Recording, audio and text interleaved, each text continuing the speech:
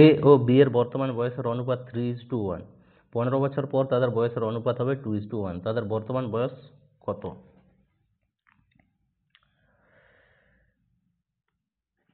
3x plus 15 বছর by x plus 15 বছর সমান 2/1।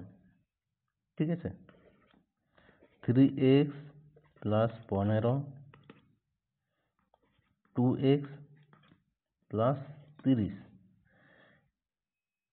সমান হবে, যদি মাইনাস করে দিই 3x থেকে 2x, x পাবো, x সমান 15 মাইনাস হলে x সমান 15 পাচ্ছি। ঠিক আছে, তাহলে আমাদেরকে বর্তমান বয়স জিজ্ঞেস করেছে 3:1 অনুপাতে, তাহলে 3 × 15 আর একটা জিজ্ঞেস করেছে 1-এর সাথে 15।